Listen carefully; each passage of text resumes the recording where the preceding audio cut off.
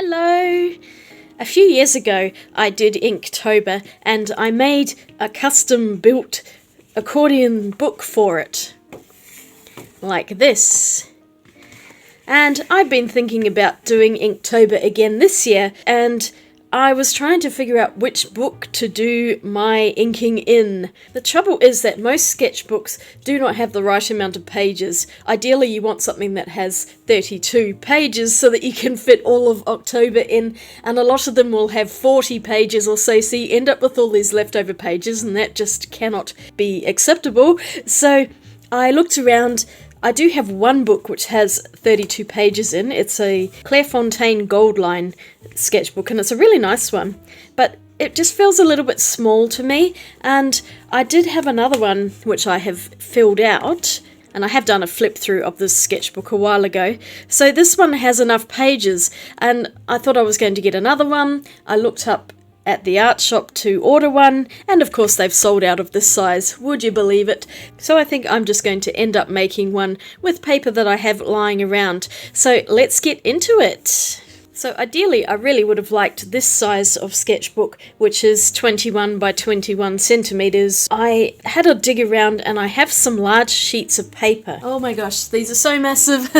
They won't all fit on here, but this is Fabriano Artistico Hot Press paper in extra white, and there were 10 sheets in here. There are now 2 sheets left. I do have another packet of this paper somewhere in my drawer over there as well, but I figured I might as well use this up. This is 56 by 76 centimeters, and I did some calculations. I think I can come up with enough pages for an 18 by 18 centimeter book, so slightly smaller than the sketchbook that I had there, but not too small that it's going to be difficult to draw in. I really want to have a square rather than a portrait one like this one.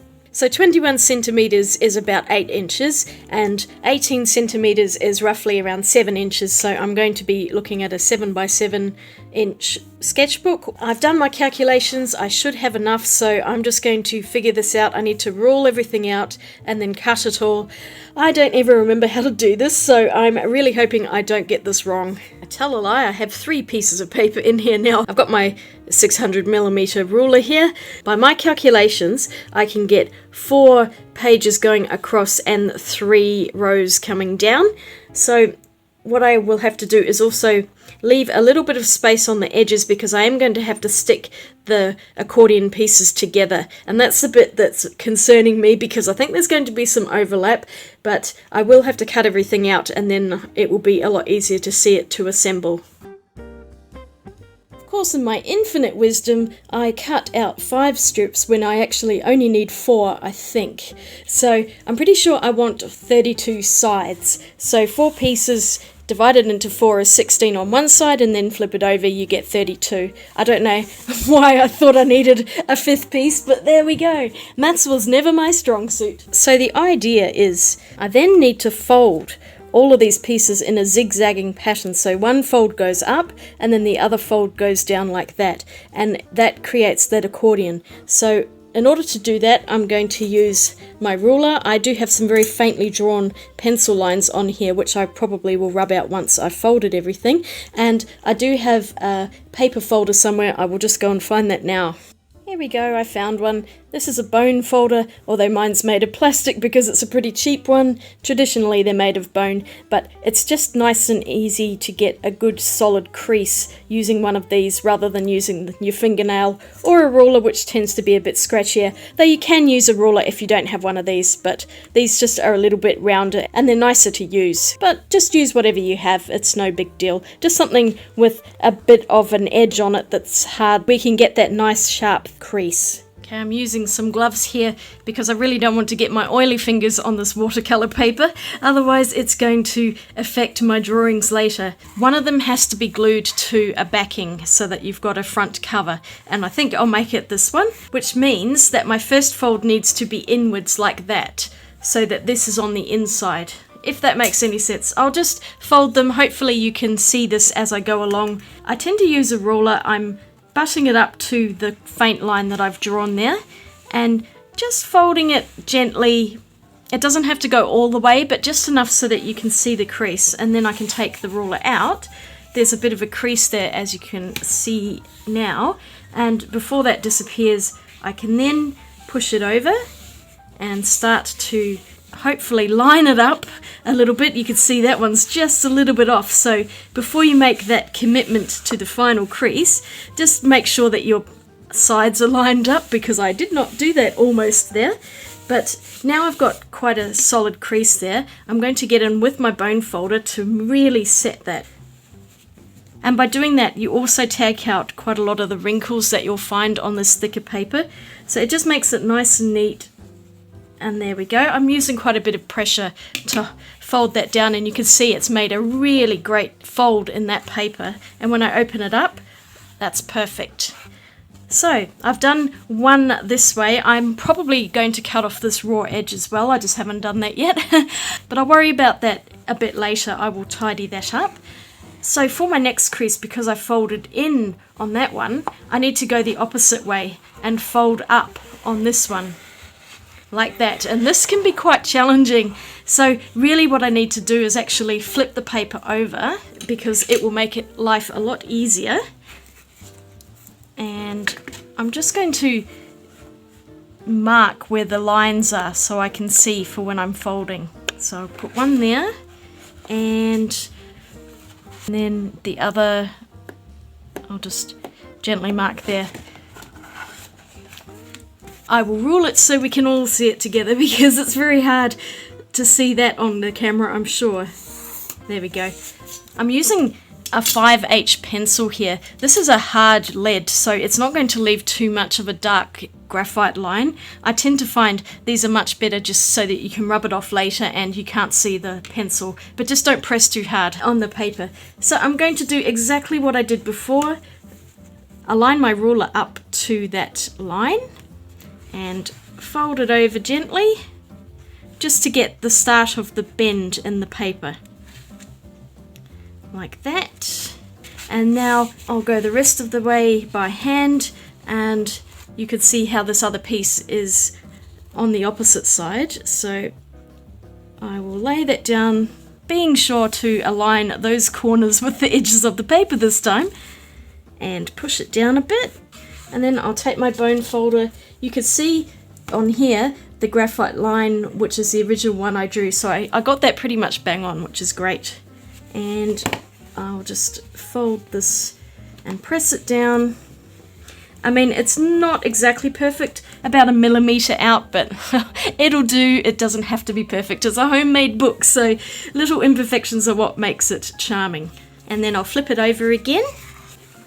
So now you see we've got the inside edge of the book, and then we have the first fold, and then we have a triangular bit going up, so then that folds down on top of that. And that's probably all gone out of focus.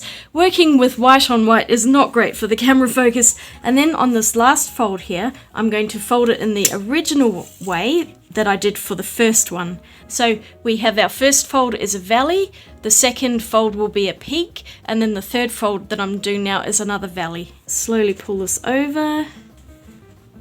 Move it there. Yeah, it's going to be slightly out just looking at this, but the good thing is I can probably just push it a little bit more towards this way so that it's lining up with that other fold. It doesn't have to be perfect because it's not going to be bound. This is actually just going to concertina out, so these are loose edges and it doesn't have to be perfect, but I've got it pretty close. It's not easy doing this, but just persevere. Using the bone folder to mash down that crease. And there we go, we have another one now. Now I've run out of paper on this piece, so I am going to have to join it.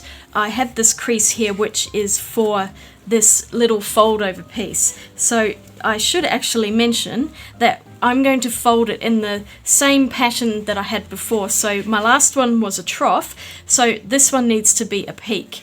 And in order to do that, I'll just do exactly what I did before, although I didn't do it on the back. This time I'm just going to wing it and line it up as much as I can.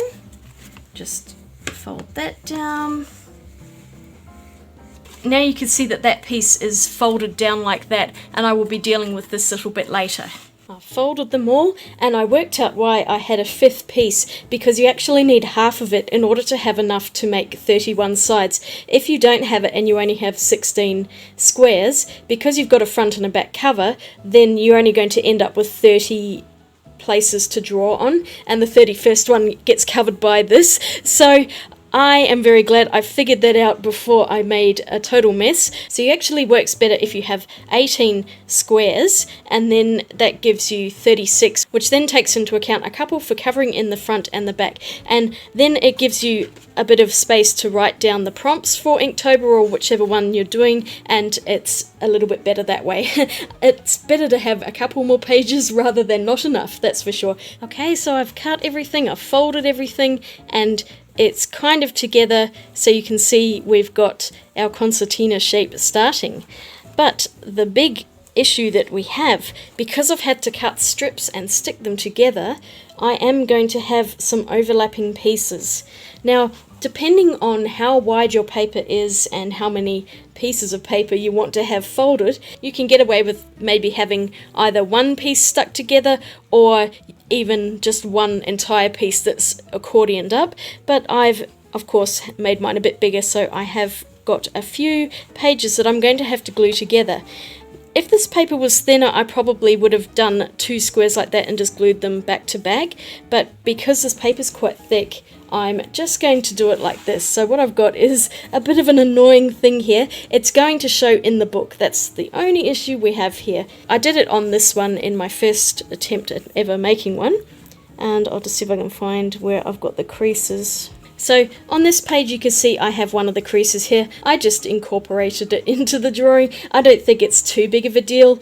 It actually took me quite a while to find it when I was looking through, so for me it's not a problem. This may be a deal breaker for some of you, but I'm just going to keep it like this. I will be cutting off these flaky edges though, because that's going to be really annoying. I think I might even cut these down a bit just so they're not quite as wide, and then I will glue them together so that I have one single continuous piece.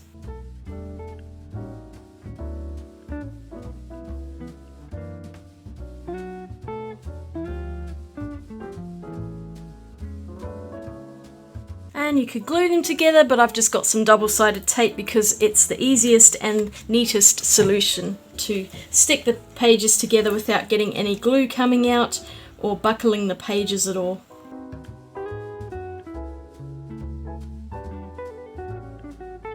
So you just put it in, line it up, fold that over and stick it down. And as you will see, there is a bit of a fold there which is going to be part of the drawing. But, I mean, you could stick some washi tape on. I might even do that when I'm working on my book, or do something, just add it into it. So I'm going to do that with all of the other pieces that I have. I'm going to trim them down and stick them on, and I'll show you once I've got the whole book together. Okay, I have stuck everything together, so now I have a full accordion book here. And you can see there are a few joins in this. It can't be helped, unfortunately, at least the way I've done this. If you've ever made one and you have a better solution than this, let me know in the comments below, won't you? But it is going to function as a nice book. This is going to be the back cover, and then I'll have the back sides as well. This really should be the front of it because I don't have any of the pages, but since I'm actually going to fill the entire thing, I don't think it really matters too much. Now, of course, you could leave it like this, but that cover is going to get dirty very quickly, so I'm actually going to make a front and back cover for my new sketchbook, and I will dig out some materials to do that with. Last time I had some old vinyl which I used, but I think I might pull out something a bit different for my next book. I found a bit of thick mount board. It's come off some old picture and it's very thick. So I'm going to cut 2 squares of this to put as my outer covers, and then I'm going to cover it with something else because that is pretty hideous and it's very dirty. I found this adorable piece of paper that I have been keeping for years trying to decide what to do with, so I'm going to cut this up and use this kitty paper as my cover for the front and the back of the book. So I've got my 2 squares cut out at 18 by 18, and I've also cut out a couple of squares of the cat paper bigger than that because I am going to wrap it around and then I'll be sticking things to the inside of it. But for now, I'm actually going to use Mod Podge, which I've got some. It's a gloss finish. This paper is very thin and it's not going to hold up to scuffing. So I will use this to stick it on and then paint a gloss layer over the top of the whole thing, and that will make it nice and sturdy and with a good cover that's not going to get stains and things on it.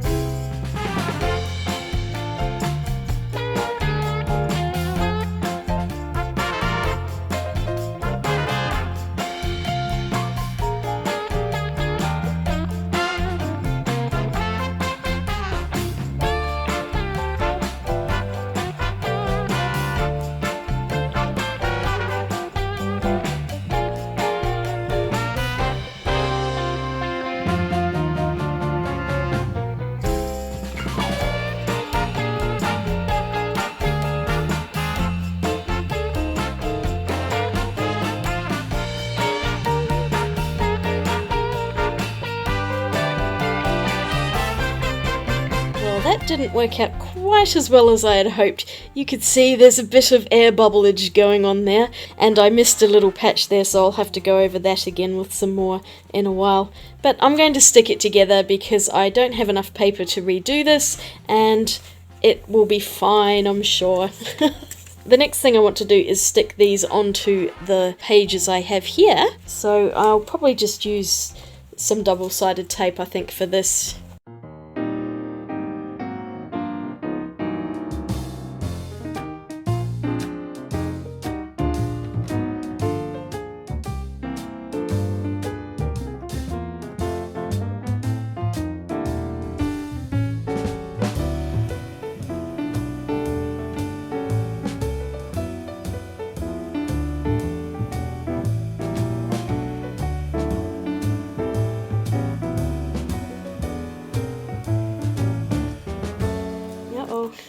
And I'm out of tape. I'll have to find some more. I've still got a big old roll here, thankfully.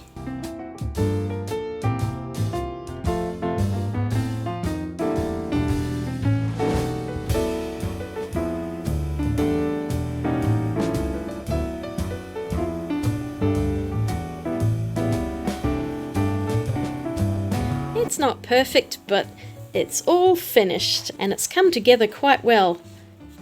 I'll see if I can pull it apart for you. It's so massive. Look at that. Wow, it's huge. Very difficult to show the whole thing on the camera. Here it is on its side.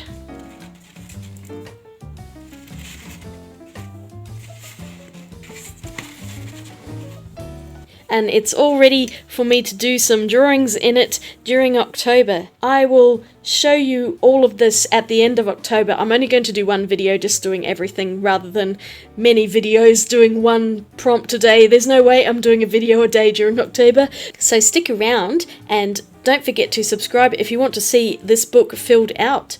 Look for this at the end of October, maybe around Halloween. I hope you enjoyed this video. If it was helpful, don't forget to give it a thumbs up, and I will see you all again really soon in my next video. I hope you're having a great day. Swatch you later. Bye.